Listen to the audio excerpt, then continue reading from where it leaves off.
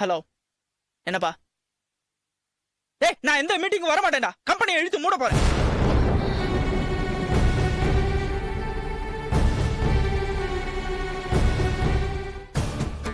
Commission office போலாம். நான் தான் கொலை பண்ணேன்னு சொல்ற ப்ரூஃபை நீங்க கொடுங்க. நான் போட்டோவை வைக்க வந்த இடத்துல இன்ஸ்பெக்டருக்கு உங்க ஒய்ஃப் ஏன் 10 லட்சம் கொடுத்தாங்கன்னு கேட்பாரு. பேசிக்கலாம். டேய் டேய், வீணா இந்த விளையாட்டெல்லாம் வேண்டாம். என்ன வேணும் உனக்கு? 15 லட்சம் பணம் வேணும், அதுவும் நாளைக்கு. டேய், இல்லனா என்னடா பண்ணுவ? என்ன வேணும்னாலும் பண்ணுவேன்றதுக்கு ஒரு சின்ன உதாரணம் சொல்லட்டுமா? சேகர் எம்போரியத்துல நீங்க 8 மே 2012 சாயங்காலம் 6:39க்கு உங்க காடை தேய்ச்சி வாங்கின கருப்பு கலர் பெட்ஷீட்டாலதான் நீங்க பணத்தை கவர் பண்ணி டிஸ்போஸ் பண்ணிருக்கீங்க. அவன் தெளிவா இருக்கான். அவன் ஸ்டேட்மெண்ட் அவன் பக்கா கிரிமினல்னு சொல்லு. முதல் முறையா உங்க வீட்டுக்கு வந்தப்போ என்கிட்ட நீங்க விஷயத்த சொல்லி இருந்தா நான் அப்பவே உள்ள வந்து சர்ச் பண்ணிருப்பேன். அவனும் மாட்டியிருப்பான். இப்ப அப்படியே உள்டாவாயிடுச்சு. நம்ம குடுமி அவன் கையில மாட்டிக்கிச்சு. அதனால அவன் கேட்கிற பணத்தை கொடுத்துடுங்க. மிஸ்டர் உதய், வேற ஏதாவது ராங் ரூட்ல போய் பிரச்சனை ஆயிடுச்சுன்னா நானும் உங்களுக்கு ரிவர்ஸ் ஆவறத தவிர வேற வழியே இல்லை. இப்ப வரைக்கும் கேஸ் இன்வெஸ்டிகேஷன்ல தான் இருக்கு. திடீர்னு ஒரு ட்விஸ்ட் அடிச்சு என்ன காப்பாத்திக்க உங்களை நான் மாட்டி விடுற மாதிரியான சூழ்நிலைய தயவு செஞ்சு உருவாக்கிடாதீங்க.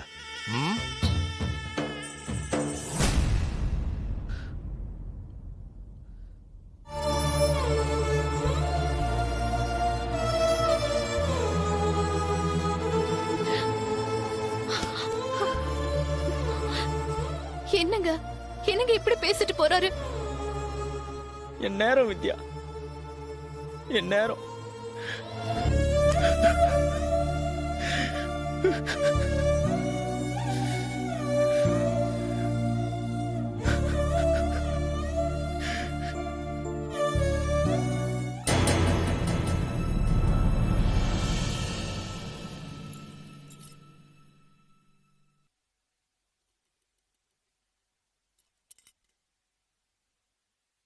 என்னங்க இந்த தாலி கூட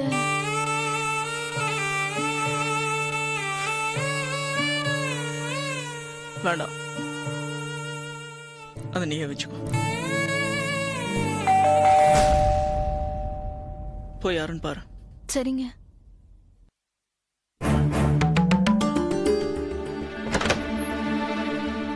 சேட்டு பணம் கொடுத்து அனுப்பிச்சிருக்காரு. ஒரு நிமிஷம் இருங்க. என்னங்க? ஹலோ, ரொம்ப நன்றி சேட்டு.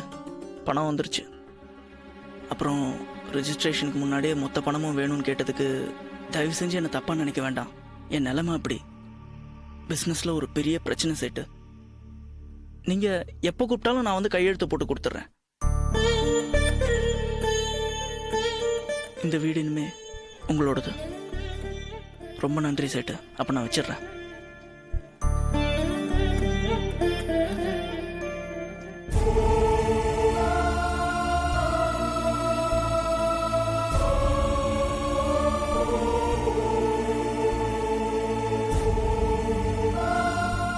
மொத்த பணமும் வந்தா கூட பத்தல வித்யா.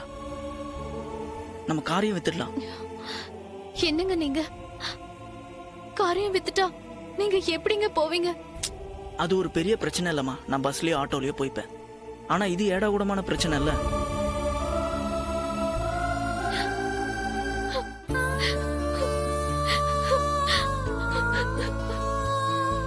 வித்யா,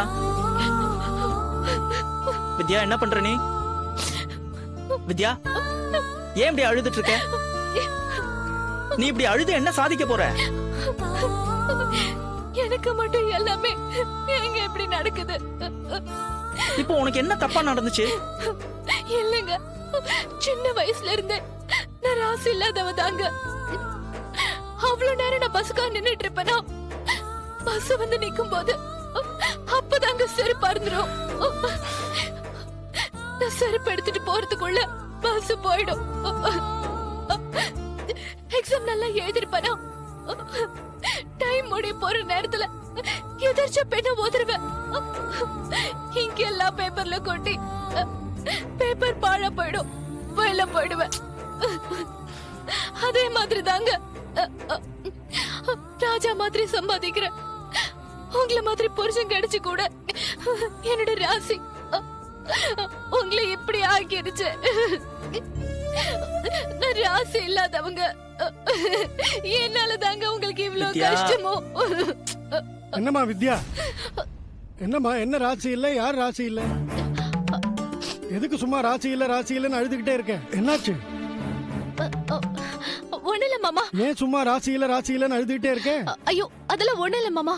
என்னப்பா என்னாச்சு வித்யாவுக்கு? ரொம்ப விரக்தியா பேசுறாளே. இல்ல அவளுக்கு வயிற்று வலி, அதான். வயித்து வலினா டாக்டர்கிட்ட கூட்டிட்டு போக வேண்டியதானே? வா.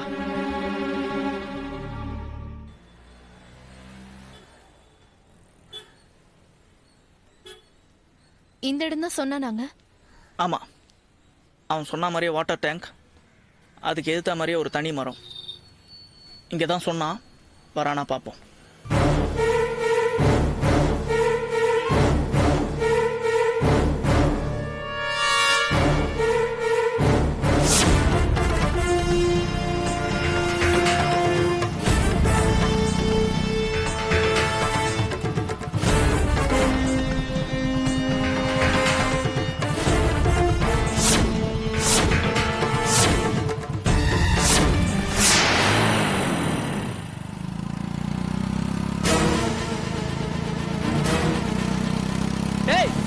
என்னாச்சுங்க?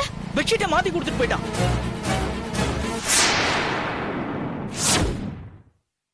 ஆ வாங்க சார். S mister Uday. வாங்க முரளி. மிஸ்டர் உதய், இவர்தான் நீங்க பாடியை டிஸ்போஸ் பண்ணீங்களே அந்த ஏரியா இன்ஸ்பெக்டர். வணக்கம் சார். வித்யா, போய் காஃபி போட்டு கொண்டு வா.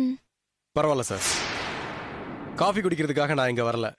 நீங்க டிஸ்போஸ் பண்ண பாடிக்கு சொந்தமான பொண்ணு ராஷ்மின்னு அவன் போன்ல சொன்னாலும் இது வரைக்கும் எந்த ஸ்டேஷன்லயும் அப்படி ஒரு பொண்ணு காணாம போனதா கம்ப்ளைண்ட் ரெஜிஸ்டர் ஆகல. விஷயத்தை சீரியஸா ஹேண்டில் பண்றதா இல்ல அனாத பணமா எரிக்கிறதாங்கிறத பத்தி நாங்க டிஸ்கஸ் பண்றப்போ எங்களோட ஷேரை பத்தி பிரச்சனை வந்தது. சார், இவர் சொன்னதால நான் கான்ஸ்டபிள்களை வச்சுக்கிட்டு அந்த பொண்ணு பாடிய கவர்மெண்ட் ஹாஸ்பிட்டல்ல உள்ள ஃப்ரீசர்ல வச்சு என்கொயரி பண்ற மாதிரி ஆக்ட் பண்ணிட்டு வரேன். நேத்து தான் சார் சொன்னாரு, நீங்க மொத்தமே 10 லட்சம் தான் கொடுத்தீங்களாமே.